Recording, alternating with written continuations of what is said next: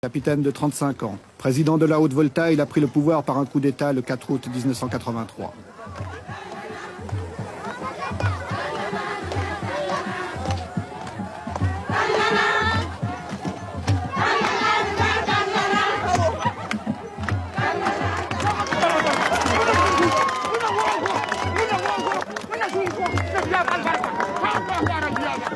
C'est parmi les couches les plus pauvres de la population qu'il compte ses plus chauds partisans.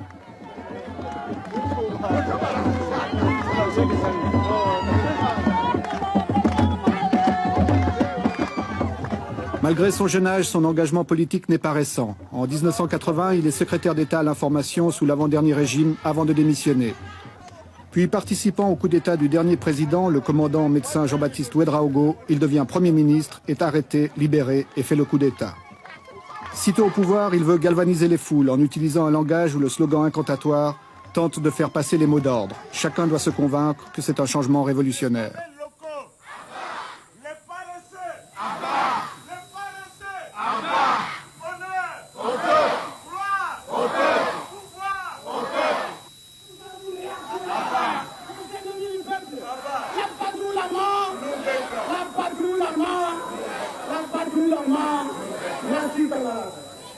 À Pau, les gens sont venus très nombreux pour lui apporter leur soutien.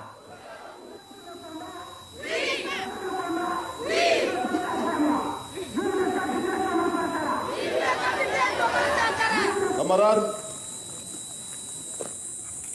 il faut enterrer tous les ennemis du peuple. Il faut enterrer tous les défauts qui empêchent le peuple de se libérer, qui empêchent le peuple de construire son bonheur. Si depuis 20 ans, chaque week-end, les femmes puisaient de l'eau comme elles le font, il y a longtemps que nous aurions rempli 20 barrages à Pau. Le pays n'est pas pauvre. Au contraire, il y a des ressources. En vous mettant au travail pour construire ces 20 villas, en vous mettant à la tâche, vous avez décidé de vous prouver à vous-même que vous êtes capable de transformer la réalité de cette ville de Pau. En effet, vous pouvez la transformer, cette réalité. Mais pour cela, il faut bannir de vos rangs les paresseux. Ceux qui ne veulent pas travailler. Il faut bannir de vos rangs les féodaux, les équilibristes. Ceux qui croient que ce chantier est pour eux l'occasion de devenir de petits patrons pour les élections futures. Tous ces gens, tout cela, il faut les mettre de côté. Il faut bannir de vos rangs les maris qui n'autorisent pas leurs femmes à aller sur les chantiers. Camarades, les mauvais maris, les mauvais maris, les paresseux, les voleurs, les maris réactionnaires, les petits patrons, les grands patrons, Abba, les détourneurs de fonds, Abba, les voleurs, Abba, Tontenga Yinga, Tonsakaku, Tontenga Yinga, Tonsakaku, Tonsakaku, Tontenga Yinga, Tontenga Yinga. Vive la révolution! Vive le capitaine Thomas Sankara! On ne peut pas se développer sans mobilisation. Nous ne pouvons pas nous développer si le peuple lui-même ne prend pas son destin en main. C'est le peuple qui doit construire le pays. Ce n'est personne d'autre.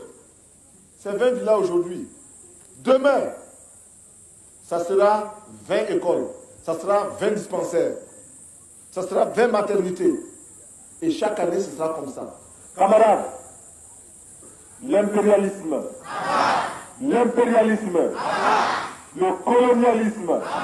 le néocolonialisme, le fantocisme, les voleurs, les paresseux, les détourneurs, les magouilleurs.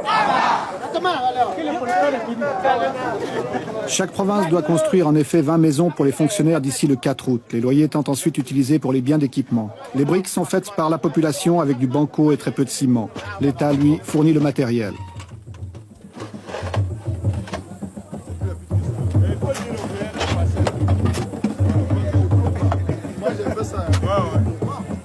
Afin d'entretenir le moral de ceux qui travaillent, le capitaine Sankara multiplie les visites de ses chantiers en mettant chaque fois la main à la pâte.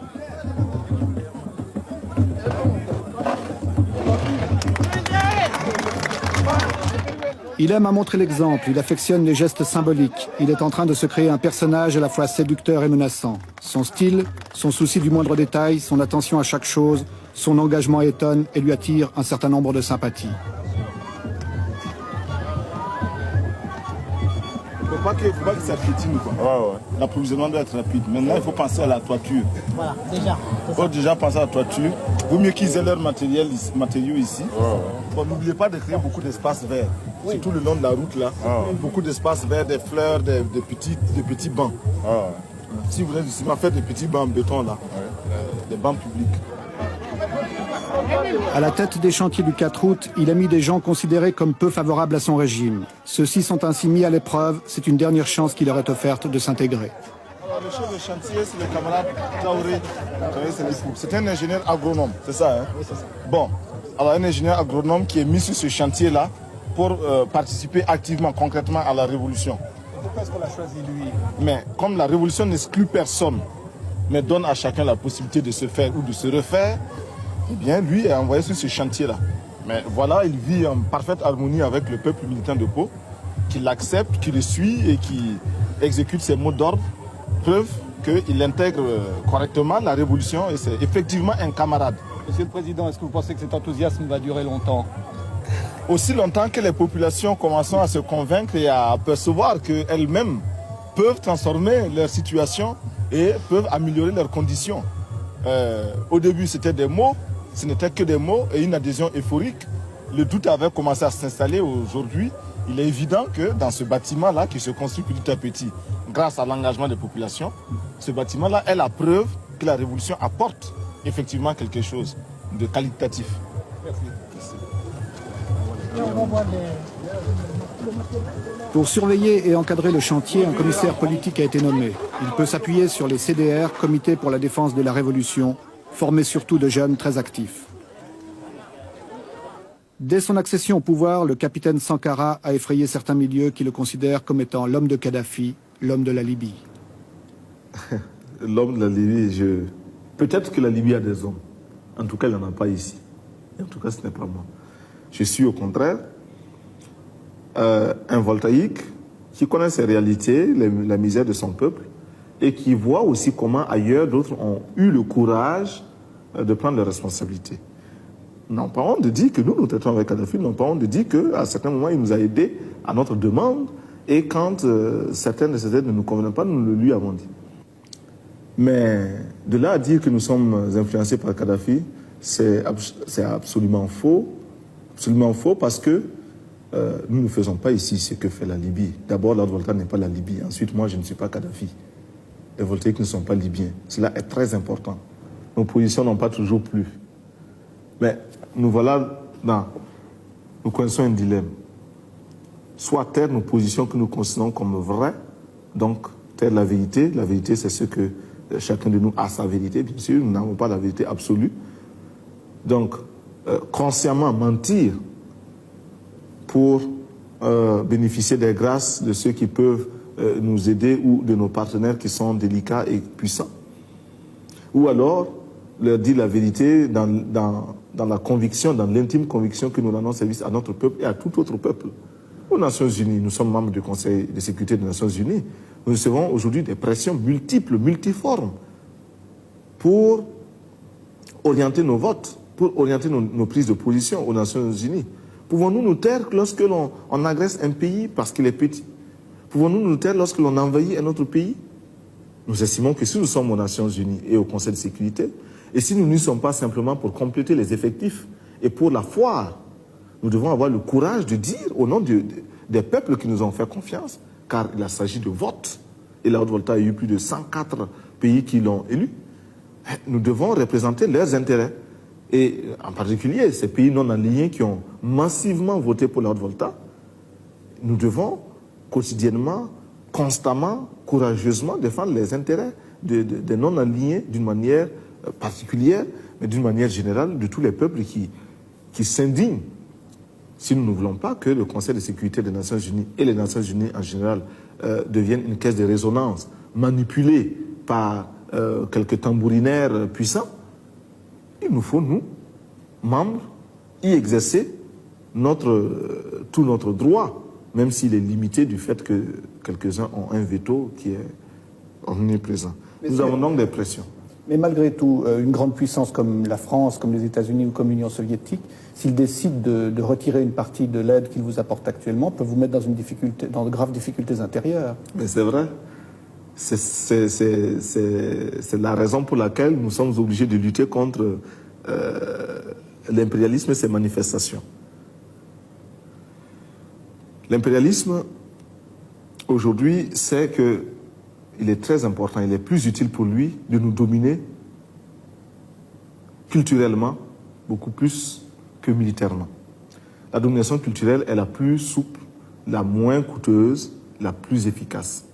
Et c'est pourquoi nous disons qu'aujourd'hui, pour renverser le régime de Haute-Volta, il n'est peut-être pas nécessaire d'amener des mercenaires puissamment armés. Il suffit simplement d'interdire l'importation du champagne ou du rouge à lèvres, je ne sais pas, ou des vernis à ongles. Cela suffit à nous renverser. Parce que la petite bourgeoisie aujourd'hui est convaincue qu'elle ne peut se passer de ces produits-là. Eh bien, il nous faut travailler à décoloniser les mentalités. Nous travaillons à reconditionner notre peuple, à accepter de vivre tel qu'il est, à ne pas avoir honte de ces réalités, à s'en contenter et même à s'en glorifier. C'est bien si les autres vivent comme cela, mais c'est normal que nous vivions autrement. Nous l'avons choisi. Et nous n'avons pas hésité à dire à d'autres pays, par exemple l'Union soviétique, que nous refusions une aide de l'Union soviétique qui n'était pas, de notre point de vue, à la hauteur de notre attente. Nous nous sommes expliqués et je pense que nous nous sommes compris. Mercredi, jour de réunion du Conseil des ministres. Ceux-ci s'y rendent dans leur nouveau véhicule de fonction.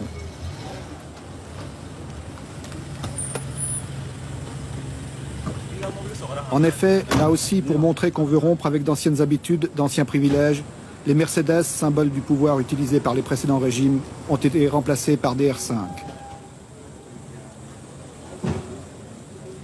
Il s'agit de frapper par des mesures spectaculaires. Le président a même décidé de faire de la Cadillac décapotable de son prédécesseur l'objet d'une tombola nationale.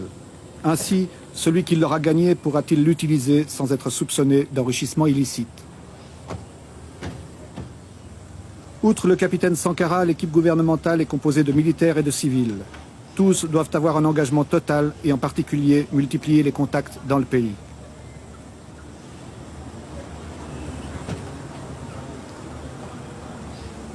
Tous les ministres civils ou militaires sont armés. Ils ont reçu une Kalachnikov que certains emportent même aux réunions du Conseil. Chacun a d'ailleurs suivi un entraînement militaire pendant quelques jours. La vigilance est de mise pour chacun dans un climat d'insécurité. Autre mesure de précaution, les lieux où se tiennent les conseils des ministres changent constamment. Ils ne sont connus qu'une demi-heure avant l'heure prévue. Le travail des ministres est chargé. Le programme qui est proposé aujourd'hui est austère, difficile. Pour toute l'équipe gouvernementale, il va représenter un effort considérable. Là aussi, chacun doit avoir ses dossiers bien préparés, bien étudiés. Le capitaine veille à l'engagement de chacun de ses ministres. La révolution, si elle promet un avenir radieux, elle part d'abord de sacrifices permanents. Et ces sacrifices, nous sommes décidés à les assumer. Et nous formons quotidiennement notre peuple à les accepter. Nous savons qu'ils sont lourds, très lourds. Ces sacrifices, nous avons demandé aux fonctionnaires de renoncer à une partie de leurs indemnités, parce qu'ils sont des privilégiés. Cela, vous vous en doutez, ne peut pas être bien accueilli partout. Ces sacrifices, nous demandons aux voltaïques de se mobiliser. Si ailleurs, si dans certains pays, on a pu détourner un fleuve, en Volta, nous pouvons bien le faire parce que nous avons des bras aussi vigoureux. Ces sacrifices, nous les imposons au gouvernement, aux membres du gouvernement auxquels nous imposons un rythme de vie, un train de vie très modeste. Nos ministres ne sont pas autorisés à voyager en première classe dans les avions. Ils prennent les classes touristes. Et même quand il est possible de faire voyager par les avions charter, nous le faisons. Nous avons suspendu pour une longue période les brasseurs d'air, l'air conditionné dans les bureaux, etc.